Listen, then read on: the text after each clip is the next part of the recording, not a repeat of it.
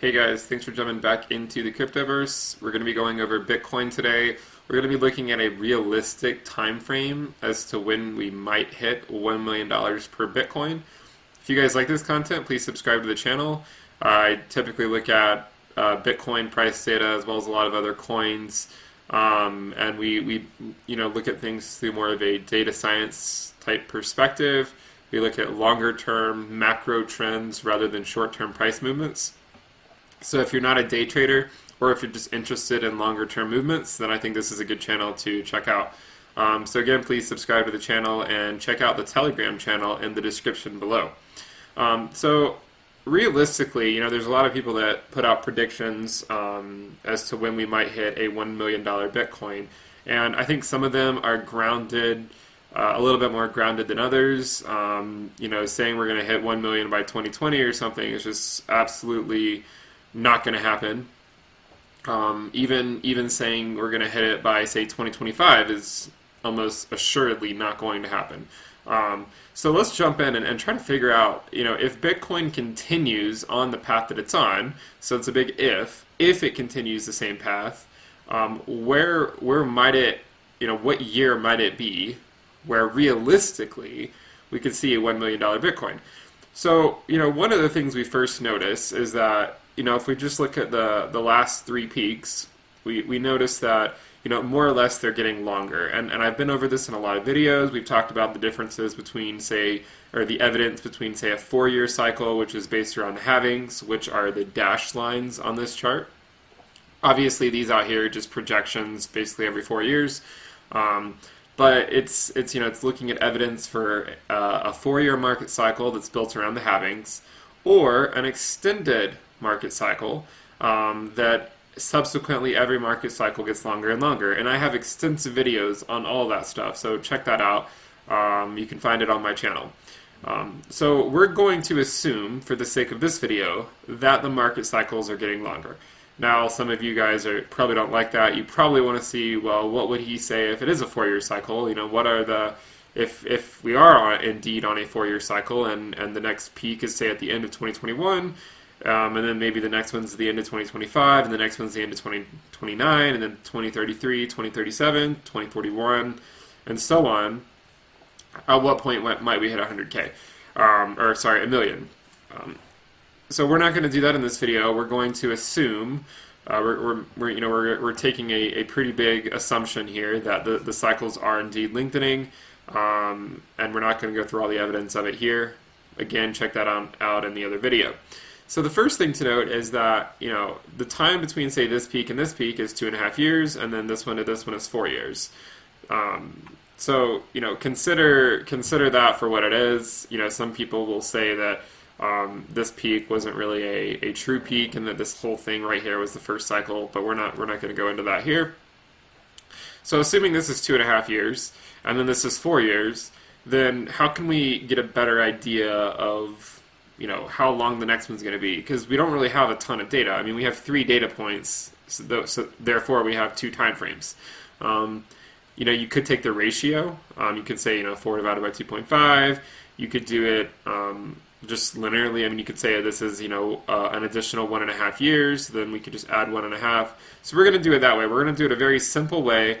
Obviously, there is a huge error on that because it's certainly not going to be just every year and a half. Or it's not going to be that you just take the last market cycle, add a year and a half, and you get the next one. I highly doubt that would be the case. Therefore, at the end, we're basically going to show, okay, well, what is the error on this potentially? So if we were to just quickly plot out, what if the next peak is 5.5 years after this peak, and let's say it's in, say, 2023. Let's say the middle of 2023. I think it could happen into 2022. Theoretically, it could happen 2024. But let's just say it happens sometime 2023, 5.5 years after this peak. Then we might see something that looks like this. Now, the first thing that some people will note is that logarithmic regression is great for looking at Bitcoin prices. The downside, there are shortcomings to it. I mean, if you note, over here we're kind of above the band, and we do come into it, but we're mostly above it. Here we're in the band. We're directly in the band. so far over here we were in the band, but if we were to do something like this, then we would spend, a decent amount of time at the bottom of the band. Um, Now, I can't say for sure that we would. I mean, it's possible that in 2020 we pop back above the band again and then come back down. I don't know. But let's just assume that we go into the halving at a price of, say, I don't know, like somewhere between $5,000 and $10,000, and we just kind of oscillate between there throughout all of 2020. And then, I mean, this isn't an exact science here in terms of short-term price moves. The typical way I look at it is what's a few thousand among friends. Maybe when Bitcoin's up here, we'll be like, well, what's a few 10,000 among friends? And if Bitcoin ever reaches 1 million, we'll say, well, what's a few 100,000 among friends? But for now, it's what's a few K among friends. Let's not worry about these short-term moves. Let's keep our eyes on these bigger moves that lead into these mania phases that peak above the regression line.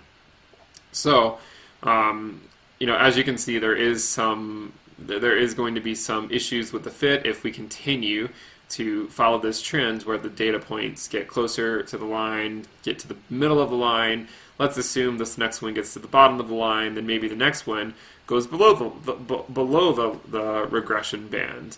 And we're going to look at a different way to analyze this later in the video.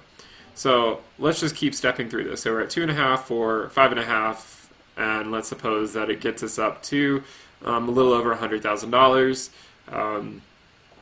You can note that each peak, every time we come out of this, we're expecting that peak to be closer to the band. So you can see this one is the furthest away, then we get closer, then we're getting closer. So this one is going to be even closer. And that's not to say that the next cycle can't go up to, say, 200,000. I mean, it certainly could, but let's just suppose it goes to around this level. And let's keep stepping through. So if we then say, okay, well, what if the next one after that is 7 years? Let's say it's a 7-year cycle. That would actually put it at going through 2 halvings during that cycle. And then let's suppose that we kind of come below this band for a while. We almost kind of treat it as resistance, and then we have a bull run to the top of the band. Well, where would that put us potentially? And if you're wondering why I'm picking these specific numbers, we're going to cover that later in the video. So, if we kind of zoom in here, if we just look closely, you can see this would be 100K. So this would be 200, 300, 400. It'd be around 500,000 per Bitcoin.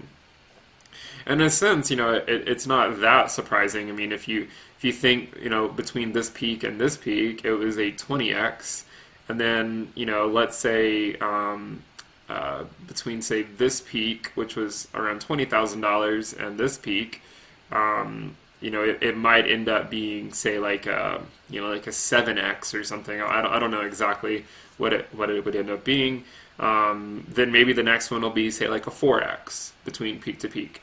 And then potentially, if it does follow that trend, then the next one, sorry about that, the next one might be something like a 2x.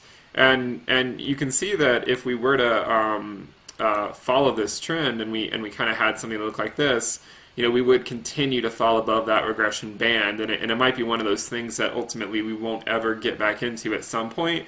And it could just mean that we have to refit this data once we have more data to get a better fit.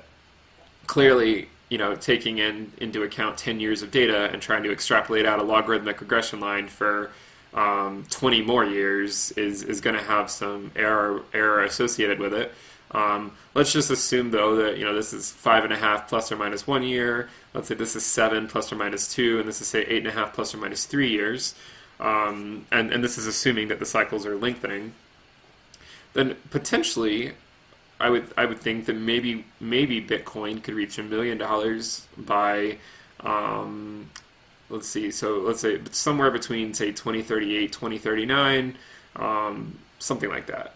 I would say by 2040, it would seem like a certain possibility that Bitcoin could reach that. And obviously, this is assuming that Bitcoin stays the course. It's assuming, like, say something catastrophic doesn't happen, or anything like that. Like, I mean, there's so many things that could theoretically happen, but assuming that it stays the course, then we might realistically see a $1 million Bitcoin, getting close to the year 2040, maybe a little bit earlier.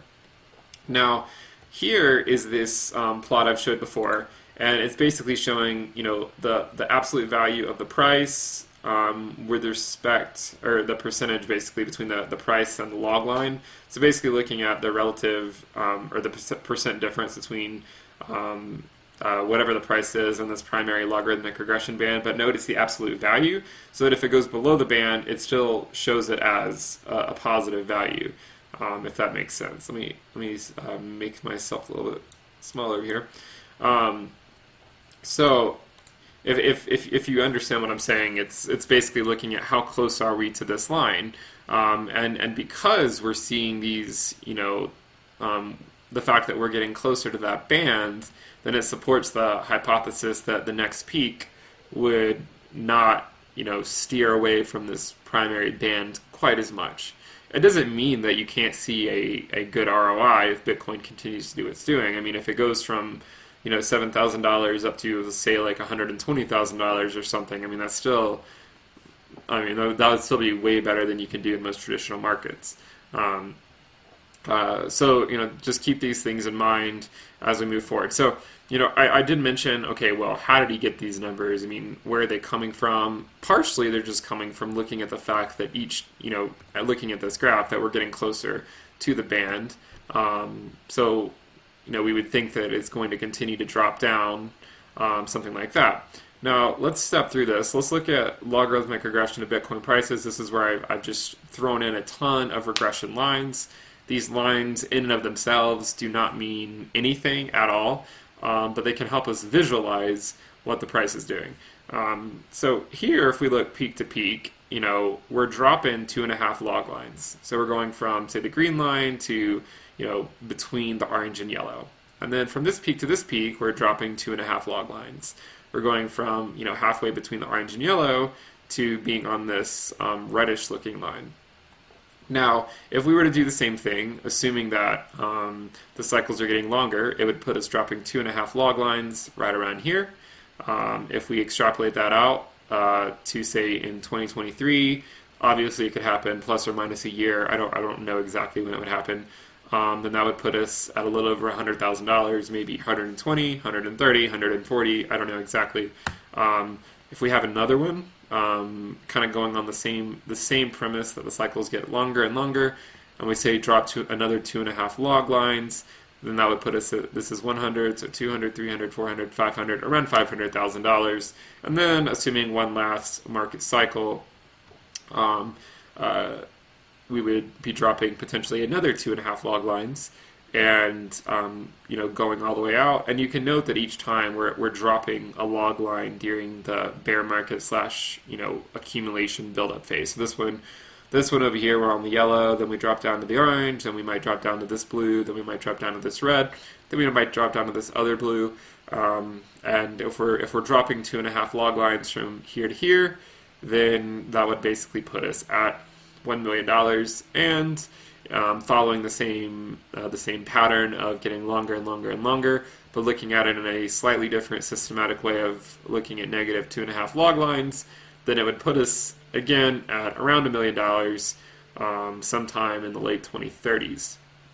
And at this point, I have shown some other videos where we would expect to see some type of price stabilization with Bitcoin by the late 2030s, late 2040s, somewhere between there. Somewhere between that decade, we might expect to see, say, the annual volatility between, say, the minimum and the maximum around, 1 to 10%.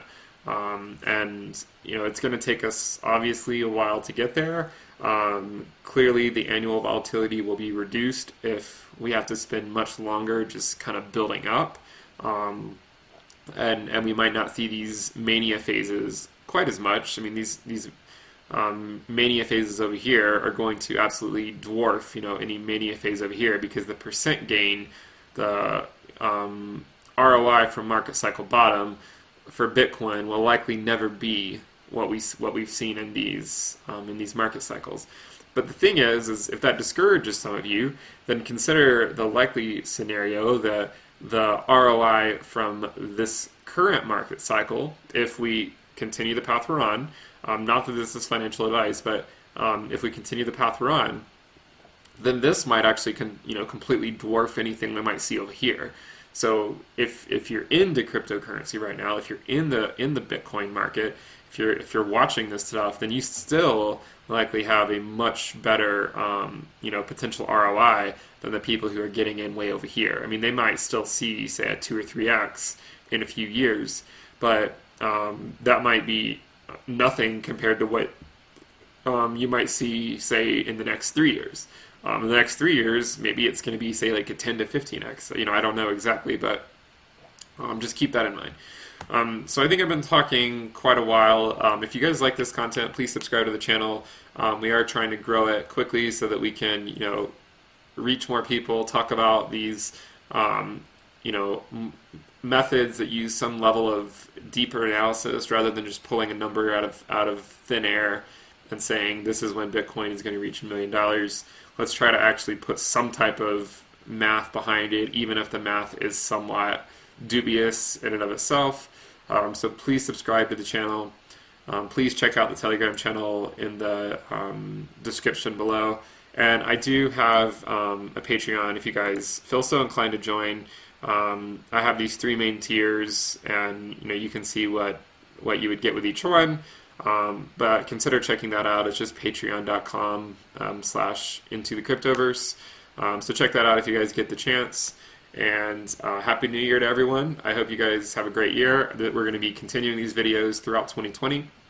So, as we move throughout 2020 and 2021, we're either going to see the evidence that it's a 4-year cycle, and if it is a 4-year cycle, I will be ecstatic because then we can cash out sooner.